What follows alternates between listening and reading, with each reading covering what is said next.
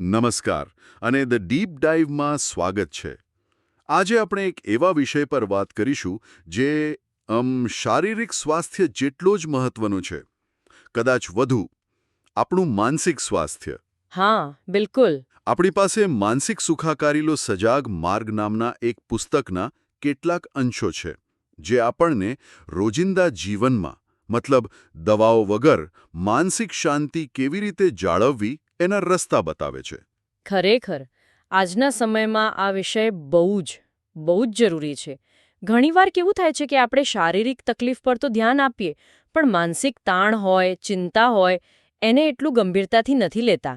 સાચી વાત છે. પણ હકીકત એ છે કે મન અને શરીર તો જોડાયેલા છે. સ્વસ્થ મન વગર તંદુરસ્ત રહેવું અઘરું છે. તમે બરાબર કહ્યું. તો આજની આપણી આ વાતચીતનો મુખ્ય હેતુ એ સમજવાનો છે કે આપણે દવાઓ પર આધાર રાખ્યા વગર રોજિંદી આદતોમાં કેવા નાના ફેરફાર લાવી શકીએ. હા, નાના પણ અસરકારક. જેથી આપણે વધુ ખુશ રહી શકીએ, સ્ટ્રેસનો સામનો સારી રીતે કરી શકીએ અને એક સંતુલિત જીવન જીવી શકીએ. આ પુસ્તકના અંશો આમાં મદદ કરશે. ચાલો આને વધુ સમજીએ. અને એ પણ સમજવું જરૂરી છે કે આ કોઈ જાદુ નથી. રાતોરાત કંઈ નહીં બદલાય. હા, એ તો છે. આ એક સફર જેવું છે. ધીરજ જોઈએ, સતત પ્રયત્ન કરવો પડે.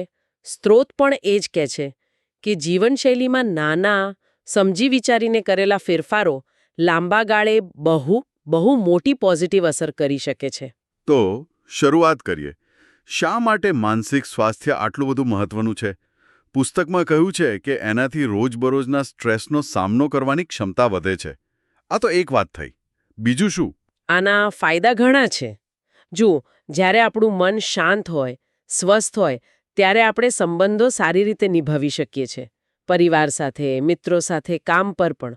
હા, એ તો ખરું. આપણે વધારે મોટિવેટેડ રહીએ, કામમાં ધ્યાન રહે અને જીવન પ્રત્યેનો આપણો આખો દૃષ્ટિકોણ વધુ સકારાત્મક બને છે.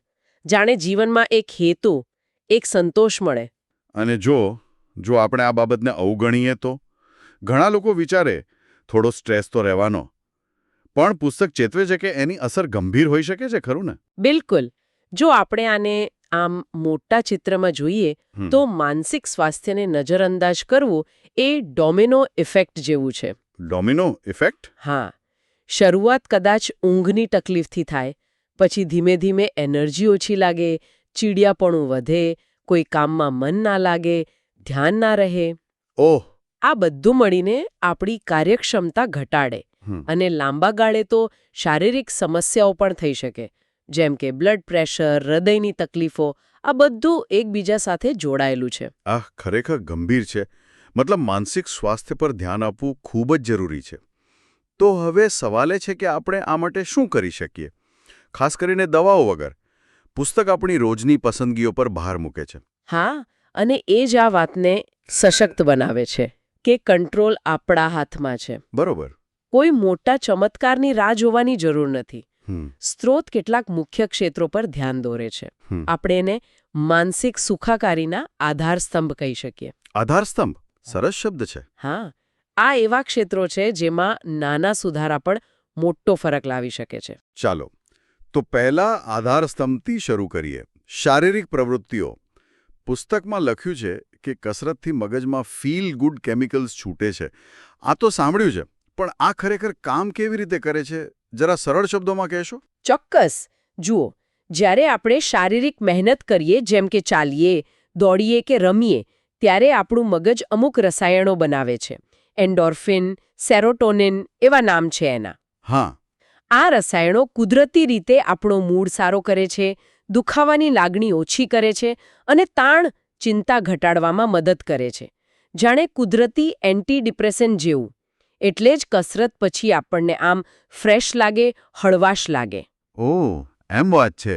અને સારી વાત એ છે કે આના માટે કંઈ કલાકો સુધી જીમમાં પરસેવો પાડવાની જરૂર નથી, બરાબર ને? ના, બિલકુલ નહીં. પુસ્તકમાં બહુ સારા ઉદાહરણ છે. ઝડપથી ચાલવું, થોડું સ્ટ્રેચિંગ, યોગાસન, મનગમતા ગીત પર નાચી લેવું, સાયકલ ચલાવવી અને બાળકો સાથે રમવું પણ બધું જ ગણાય. હા. લખ્યું છે કે અઠવાડિયામાં મોટાભાગના દિવસોમાં ફક્ત 30 મિનિટની મધ્યમ કક્ષાની પ્રવૃત્તિ પણ પૂરતી છે. આ તો એવું થયું કે જેમ મશીનને ચાલતું રાખવા ઓઇલિંગ કરવું પડે એમ શરીર મનને ગતિમાં રાખવા હલનચલન જરૂરી છે. સરસ સરખામણી કરી. અને મહત્વનું એ છે કે તમને જેમાં મજા આવે એ કરો. હા, એ બરાબર. જો ગમશે નહીં તો નિયમિત નહીં રહેવાય, અને નિયમિતતા જ મુખ્ય છે. શારીરિક પ્રવૃત્તિ ફક્ત તરત મૂડ સારો નથી કરતી, પણ લાંબા ગાળે ઊંઘ સુધારે છે, આત્મવિશ્વાસ વધારે છે અને ડિપ્રેશન ચિંતા સામે પણ રક્ષણ આપે છે. આ ખરેખર મગજના કેમિકલ્સ પર સીધી અસર કરે છે.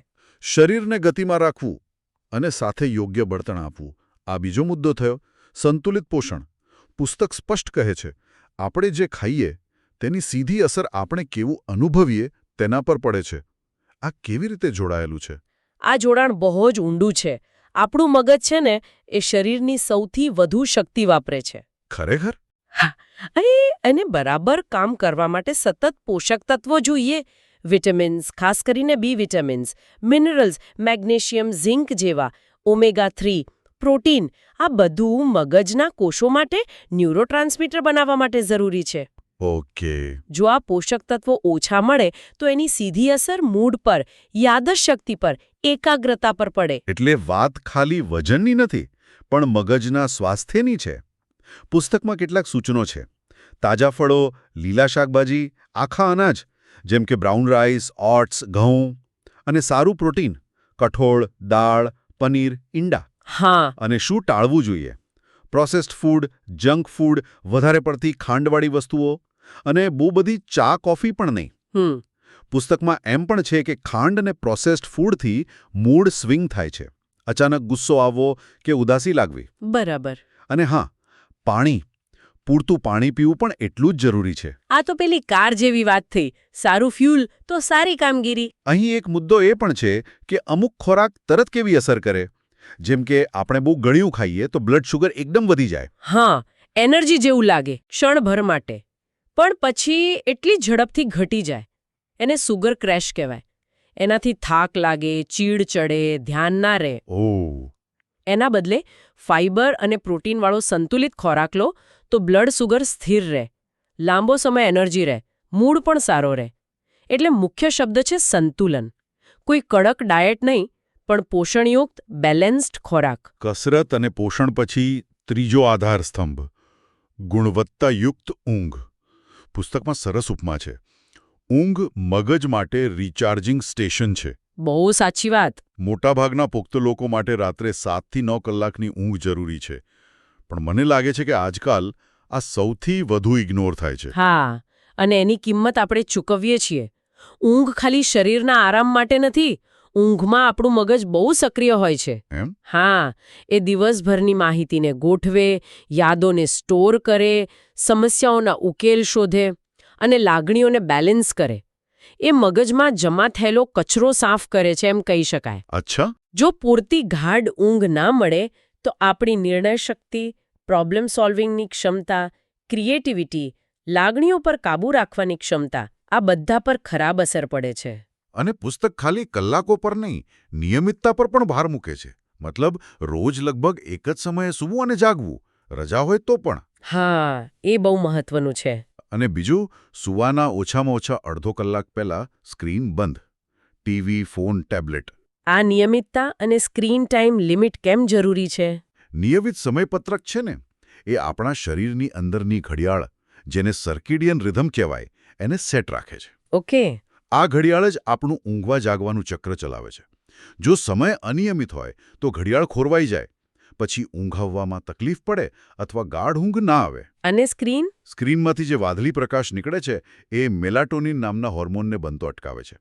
મેલાટોનિન ઊંઘનો હોર્મોન છે જે મગજને કહે છે કે હવે સૂવાનો સમય થયો. ઓહ, સૂતા પહેલા સ્ક્રીન જોઈએ તો મગજને લાગે કે હજુ દિવસ છે, એટલે ઊંઘ આવવી મુશ્કેલ બને અથવા ઊંઘની ક્વોલિટી ઘટે.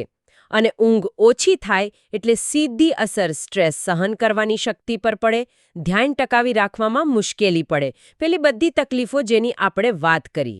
આ સમજવા જેવું છે. ચોથો આધાર સ્તંભ છે સામાજિક જોડાણો. મિત્રો, પરિવાર સાથે સારો સમય વિતાવવો, એમનો સપોર્ટ મળવો, આના પર પુસ્તકમાં ભાર છે. મનુષ્ય છે ને મૂળભૂત રીતે સામાજિક પ્રાણી છે. આપણને સંબંધો જોઈએ, જોડાણ જોઈએ. હા, સારા પોઝિટિવ સંબંધો આપણને પોતાનાપણાની ભાવના આપે છે. જ્યારે ખબર હોય કે આપણી સાથે કોઈ છે, આપણને સાંભળવાવાળું કોઈ છે, ત્યારે જીવનના પડકારો સહેલા લાગે છે. સાચી વાત. આ સંબંધો આપણને એકલતાથી બચાવે છે અને એકલતા માનસિક સ્વાસ્થ્ય માટે બહુ મોટું જોખમ છે. પુસ્તક એમ પણ કહે છે કે આપણી લાગણીઓ, મુશ્કેલીઓ વિશે કોઈ ભરોસાપાત્ર વ્યક્તિ સાથે વાત કરવાથી મન હળવું થાય, તણાવ ઘટે. ઘણીવાર આપણે બધું મનમાં જ રાખીએ છીએ. હા, એનાથી બોજ વધે છે. અને પુસ્તક ખાલી આનું મહત્વ સમજાવીને નથી અટકતું, પણ જોડાયેલા રહેવાના રસ્તા પણ બતાવે છે. જેમ કે કોઈ કમ્યુનિટી ગ્રુપમાં જોડાવું, પોતાના શોખની ક્લબમાં જવું, કે પછી સ્વયંસેવાનું કામ કરવું. અહીં વહેંચાયેલા અનુભવોનું મહત્વ છે. જ્યારે આપણે એવા લોકો સાથે જોડાઈએ, જેમના રસ કે અનુભવો આપણા જેવા હોય, ત્યારે સમજાય કે આપણે એકલા નથી. બરાબર. બીજાની વાતો સાંભળીને પ્રેરણા મળે, નવો દૃષ્ટિકોણ મળે અને પોતાની લાગણીઓને શબ્દોમાં કહેવાથી ઘણીવાર સ્પષ્ટતા આવે, રાહત મળે. સારા સંબંધો એ માનસિક સ્વાસ્થ્ય માટે એક મજબૂત કવચ છે.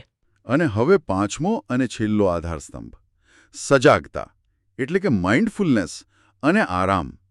પુસ્તક સજાગતાને બહુ સરળ રીતે સમજાવે છે. વર્તમાન ક્ષણમાં સંપૂર્ણપણે હાજર રહેવું, કોઈ જજમેન્ટ વગર. હા, એટલે કે ભૂતકાળમાં શું થયું કે ભવિષ્યમાં શું થશે એના વિચારોમાં ખોવાયેલા રહેવાને બદલે અત્યારે આ પળે શું થઈ રહ્યું છે તેના પર ધ્યાન આપવું. આ થોડું અઘરું લાગે છે. વ્યવહારમાં કેવી રીતે મૂકવું? જો આપણું મન છે ને એ સ્વાભાવિક રીતે ભટકતું રહે છે. ક્યારેક ભૂતકાળના અફસોસમાં, ક્યારેક ભવિષ્યની ચિંતામાં. સજાગતા એ આ ભટકતા મનને પ્રેમથી વર્તમાનમાં પાછું લાવવાની પ્રેક્ટિસ છે. ઓકે. એ આપણને આપણા વિચારો અને લાગણીઓને ખાલી જોવાનું શીખવે છે, એમાં વહી જવાને બદલે એના સાક્ષી બનવાનું. અને આ માટે કોઈ ખાસ સાધના નથી જોઈતી? ના, બિલકુલ નહીં. પુસ્તકમાં બહુ સરળ રીતો છે. દિવસમાં થોડી મિનિટો ઊંડા શ્વાસ લેવાની પ્રેક્ટિસ કરવી. શાંતિથી બેસીને આસપાસના અવાજો કે શરીરની સંવેદનાઓ પર ધ્યાન આપવું. અથવા મેડિટેશનનો ટૂંકો અભ્યાસ. આ સિવાય એવી પ્રવૃત્તિઓ કરવી જેમાં આનંદ આવે, રિલેક્સ લાગે, જેમ કે બાગકામ, ચિત્રકામ, સંગીત સાંભળવું. અહીંથી વાત રસપ્રદ બને છે. આટલી નાની સરળ લાગતી વસ્તુઓથી આટલો મોટો ફરક કેવી રીતે પડી શકે? આની પાછળ વિજ્ઞાન છે. આ પ્રવૃત્તિઓ આપણી નર્વસ સિસ્ટમના પેરાસિમ્પેથેટિક ભાગને સક્રિય કરે છે, જે આરામ અને પાચન માટે જવાબદાર છે. ઓકે. એ આપણા શરીરના ફાઇટ ઓર ફ્લાઇટ રિસ્પોન્સને શાંત કરે છે, જે સ્ટ્રેસમાં સક્રિય થાય. ઊંડા શ્વાસ લઈએ એટલે હૃદયના ધબકારા ધીમા પડે, સ્નાયુઓ રિલેક્સ થાય, મગજને શાંતિનો સિગ્નલ મળે. વાહ. તે આપણને સતત ચાલતા નેગેટિવ વિચારો અને ચિંતાના ચક્રમાંથી બહાર કાઢવામાં મદદ કરે છે અને વર્તમાન ક્ષણ પ્રત્યે વધુ જાગૃત બનાવે છે. અદ્ભુત. તો આપણે આ 5 મુખ્ય આધારસ્તંભો જોયા. શારીરિક પ્રવૃત્તિ, પોષણ, ઊંઘ, સામાજિક જોડાણ અને સજાગતા આરામ. આ બધાનો સાર શું? એમ કહી શકાય કે આપણી રોજની નાની નાની આદતો ભેગી મળીને આપણા માનસિક સ્વાસ્થ્ય પર મોટો પ્રભાવ પાડી શકે છે. બરાબર. અને મને લાગે છે કે પુસ્તકનો મુખ્ય સંદેશ એ જ છે કે આપણી સુખાકારી મોટાભાગે આપણા હાથમાં છે. માનસિક સ્વાસ્થ્ય માટે હંમેશા દવા જ એકમાત્ર રસ્તો નથી. હા. આપણી જીવનશૈલીમાં સમજી વિચારીને કરેલા ફેરફારો બહુ શક્તિશાળી સાબિત થઈ શકે છે.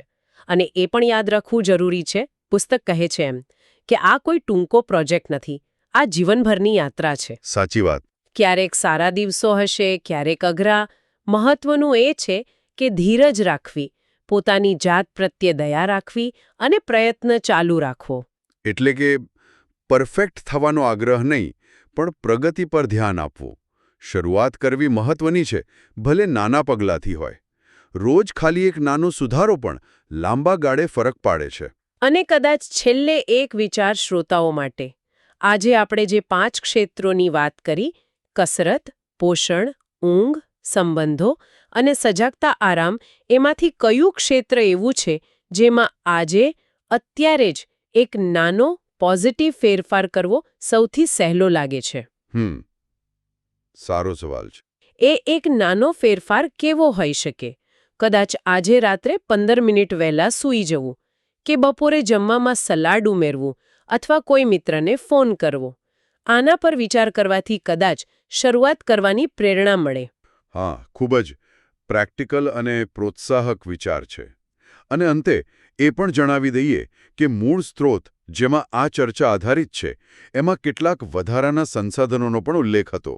હા, અમે કોઈની ભલામણ નથી કરી રહ્યા, પણ માહિતી માટે કહીએ છીએ કે પુસ્તકમાં કેટલીક હેલ્પલાઇન જેમ કે આઈકોલ અને વંદ્રેવાલા ફાઉન્ડેશનનો ઉલ્લેખ હતો. જે ભારતમાં કાર્યરત છે. હા, અને અમુક એપ્સ જેમ કે હેડસ્પેસ અને કામ તથા અમુક પુસ્તકો જેમ કે ધ પાવર ઓફ નાવ અને એટોમિક હેબિટ્સનો પણ સંદર્ભ હતો, જે કદાચ વધુ જાણવા માંગતા હોય એમના માટે ઉપયોગી થઈ શકે. હા, આ માહિતી એવા લોકોને મદદ કરી શકે જેમને વધુ માર્ગદર્શન કે સપોર્ટની જરૂર હોય. અને સૌથી મહત્વનું, યાદ રાખો કે મદદની જરૂર હોય ત્યારે તે માંગવામાં સંકોચ ન કરો. બરાબર.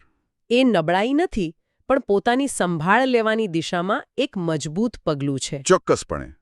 તો આજના આ સંવાદને આપણે અહીં વિરામ આપીએ. આશા રાખીએ કે માનસિક સુખાકારીનો સજાગ માર્ગ પર આધારિત આ ચર્ચા ઉપયોગી નીવડી હશે અને શ્રોતાઓને પોતાની માનસિક સુખાકારીની યાત્રામાં નાના પણ સકારાત્મક પગલાં લેવા પ્રેરિત કરશે. ફરી મળીશું ધ ડીપ ડાઇવના આગામી